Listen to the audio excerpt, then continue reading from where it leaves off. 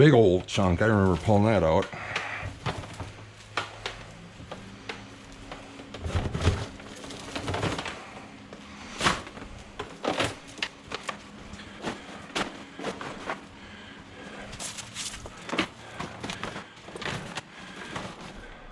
All right, one tub of Cat 5.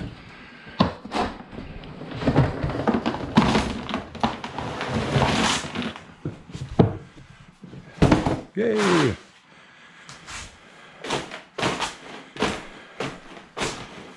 Let me get some more in there. We can get some more in there. You didn't hear me over that. All right, let's keep getting stuff out of here. My fan unplugged.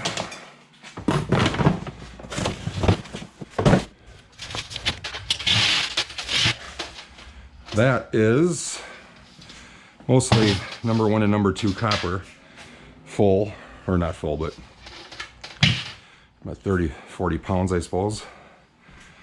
Something like that. Keep these kind of boxes around for shipping on eBay. You know what that is. Circuit boards. That's pretty full, although they don't stack up. They don't stack up very nice. Kind of get a little bit bulky.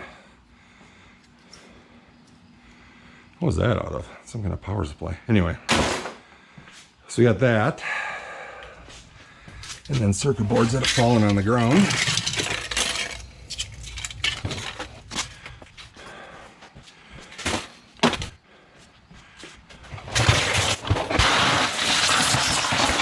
And here's some circuit boards that fell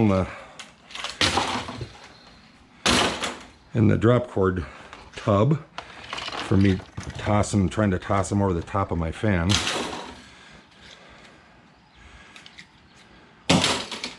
Yahoo! Let's get a nice tub for the drop cord. All right, let's get that one filled up.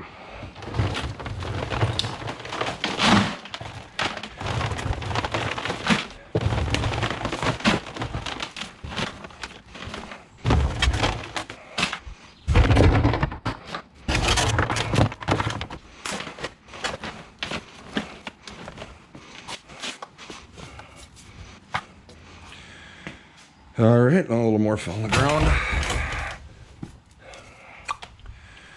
There we go. And a drop cord ready to go. All right, so I got another garbage can full of Cat 5 over here. You know, it's funny. I was, and I watch other scrapping videos, and I belong to a Facebook group, scrap metal. This is going to be loud, so hang on a second. Let's get this stuff out of the way here.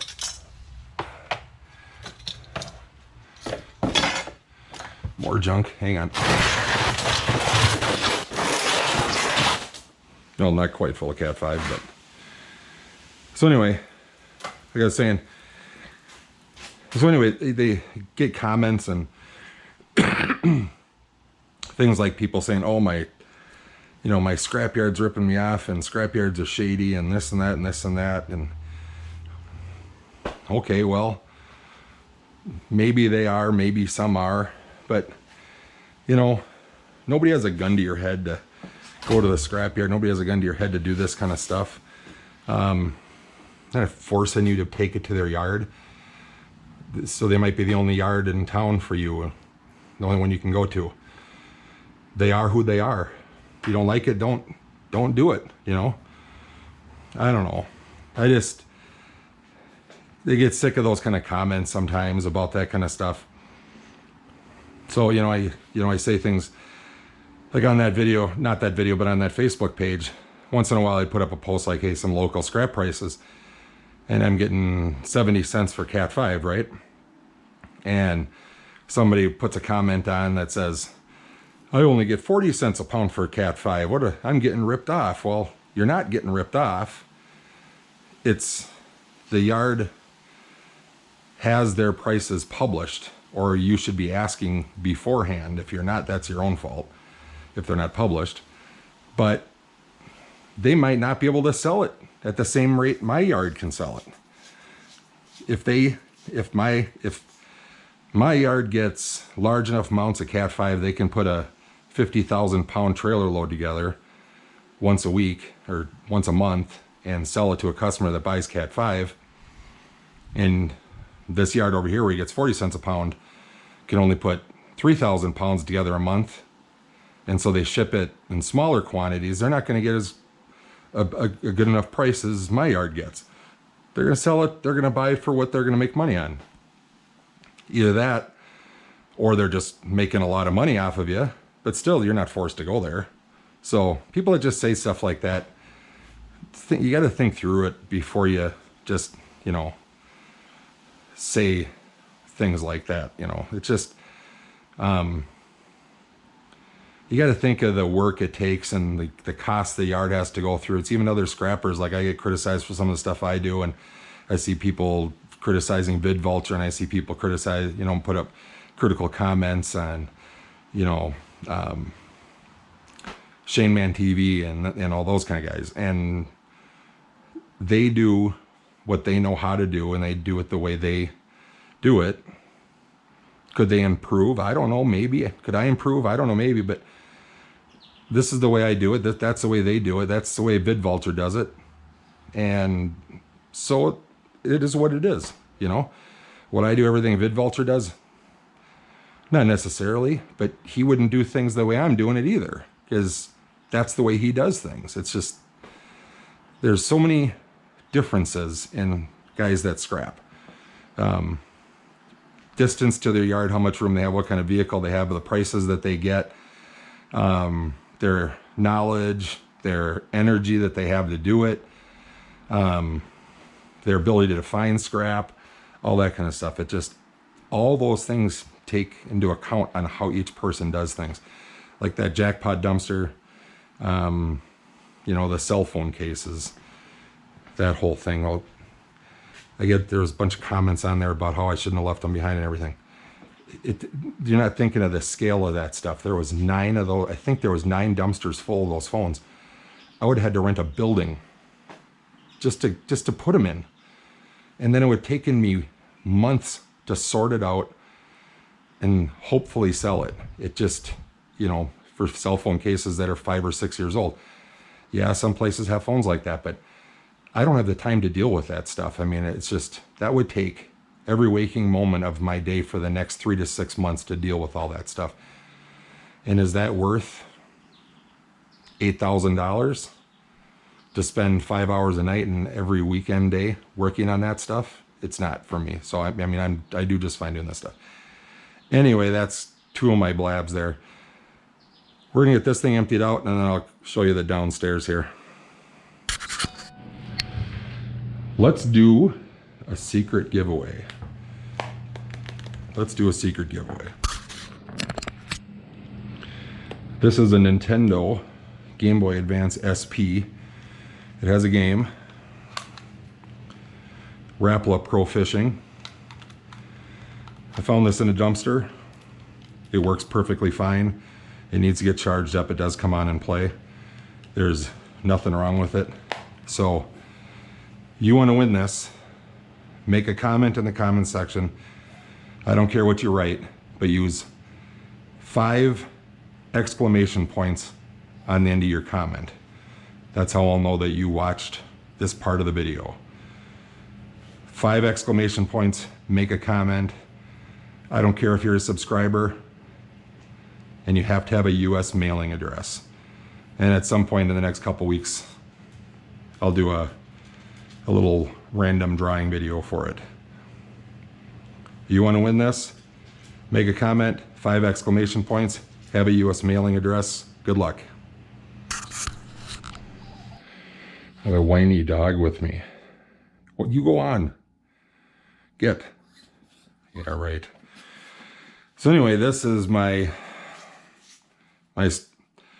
area where I take stuff apart that needs to get taken apart. So e-waste stuff, computers, things that need to get you know, the stuff pulled apart. This is where I do it from. It's just a mess right now. I got so much crap on here that I don't need. These need to get cut apart. My tools are all over the place. I got stuff up here I need to sort out. This is the stuff I hold on, I send to board sort. It's processors, Goldfinger boards, cell phone boards, those kind of things. Boards out of CD drives and hard drive boards is what's up there. And then here is copper aluminum heat sinks here. And then this is just some other random things that I need to take care of and get rid of. But so here's what's going on with my circuit boards. I've got a tub full. This tub's getting full. You were curious. That's a board out of an Apple right there. The two processors plug in right there. And that's the processor for them right there. Just plug in. Anyway, it's a nice heavy board. Those are all the same kind of board, so I got to keep those together the way they are. Those are all boards out of phones, out of office phones that my yard buys from me. And these are all the same kind of boards like that. These I get 85 cents a pound for.